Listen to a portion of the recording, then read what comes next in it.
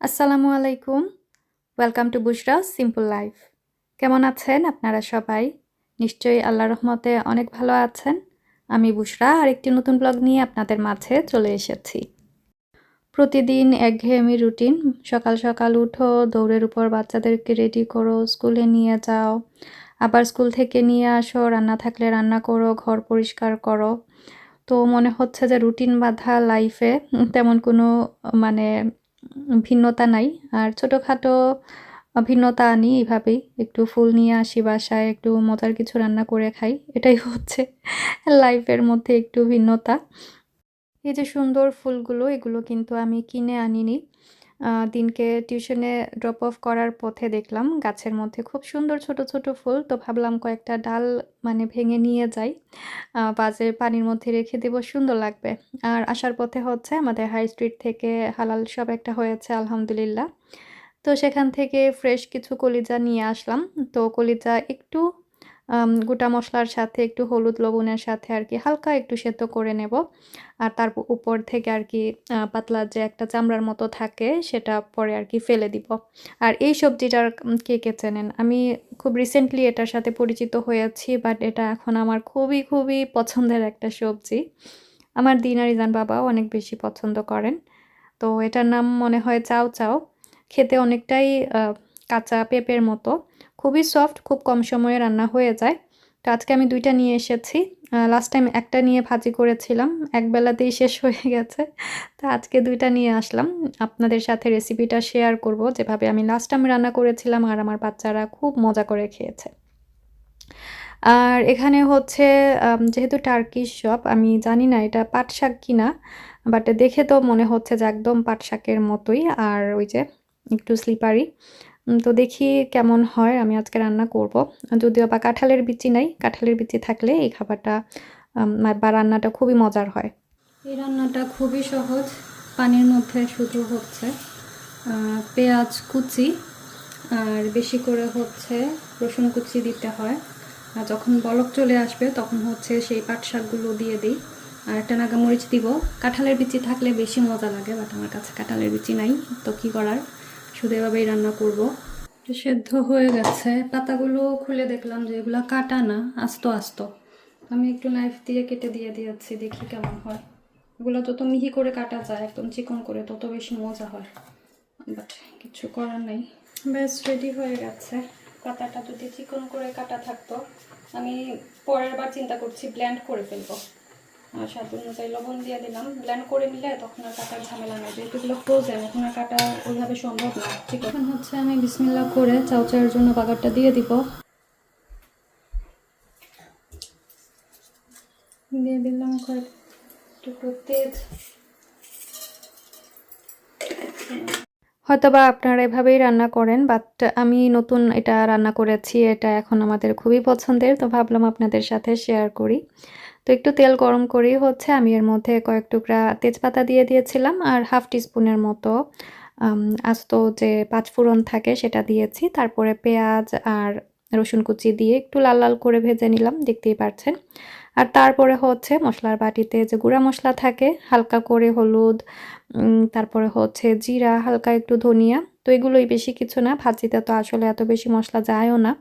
তো এগুলো দিয়ে একটু সুন্দর করে নাড়াচাড়া করে তারপরে হচ্ছে আমি যে চাউটা কেটে ধুয়ে রেখেছিলাম সেটা এখানে এড করে দিব।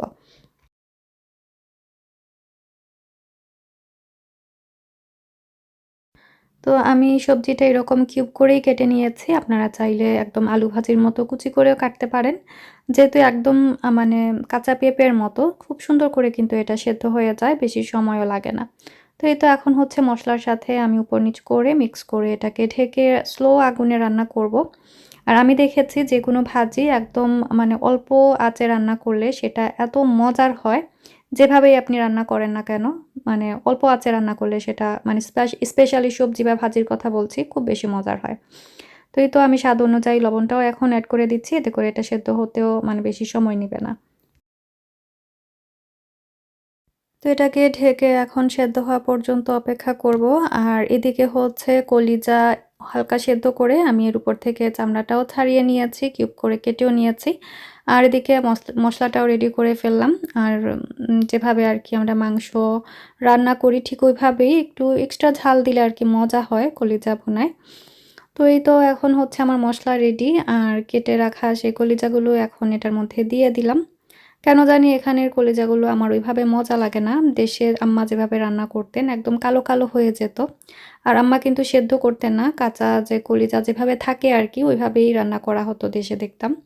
বাট কোনো ধরনের কোনো স্মেল কিছু থাকতো না, খুব মজা লাগতো। চালের রুটির সাথে আমরা খেতাম সকালের নাস্তায় বা এমনিতেই মজা লাগতো। বাট এখানের কলিজা আমার কাছে তেমন একটা ভালো লাগে না, বাট ঠিক আছে, মানে মজা করে রানলে খারাপ লাগে না, ভালোই লাগে। তো এই চাও চাও সবজি থেকে প্রচুর পানি বের হয়েছে। আমি পানিটা একদম শুকাবো না, একটু ঝুলঝুল রাখতে যাচ্ছি যেহেতু বাচ্চারা খাবে। একটু সফট থাকলে ওদের জন্য ভালো হয়। তো এই তো একটু নাড়াচাড়া করে দেখলাম যে এটা সেদ্ধ হয়েছে কিনা। খুব সুন্দর করে কিন্তু একদম গলে গেছে। এখন হচ্ছে মাঝখানে এরকম একটু জায়গা করে নিচ্ছি। আর 2টা ডিম আমি এর মধ্যে অ্যাড করে দেব। আর এই ডিমের কারণে কিন্তু এই ভাজিটা খেতে দুর্দান্ত স্বাদের হয়। আপনারা যারা খেয়েছেন তারা তো বলতে পারবেন, আর যারা এখনো ট্রাই করেননি আমার মতো আপনারা ট্রাই করে দেখবেন। 1 প্লেট ভাত কিন্তু এই ভাজি দিয়ে নিমেষেই খাওয়া যাবে, এত মজার একটা ভাজি হয়। আমার বাসায় ধনেপাতাটা ছিল না, আদারওয়াইজ সবার শেষে আমি একটু ধনেপাতা দিতাম। আপনারা চাইলে কাঁচামরিচ বা শুকনা মরিচও কিন্তু এই ভাজিতে অ্যাড করতে পারেন, যেহেতু আমি বাচ্চাদের জন্য বানাচ্ছি স্পেশালি, তো আমি আর ওইভাবে মরিচ টরিচ কিছু দিব না। আর এই তো ডিমগুলো একটু ভালো করে ভেঙে আমি ভালো করে সবজির সাথে মিক্স করে নেব। আর এই তো রেডি হয়ে গেল আমার চাউ চাউয়ের মানে সবজিটা। খুবই মজার, আপনারা একবার হলেও বাসায় ট্রাই করে দেখবেন। তো বলেছিলাম মরিচ দিব না, পরে ভাবলাম যে না, 2টা কাঁচামরিচ একটু ফাটিয়ে দিয়ে দেই, এতে করে ঝাল বের হবে না, একটু ফ্লেভার বের হবে। আর লবণটাও একটু কম হয়ে গিয়েছিল, তো একটু লবণও দিয়ে দিলাম। আর এই তো রেডি হয়ে গেল চাউ চাউ ভাজি।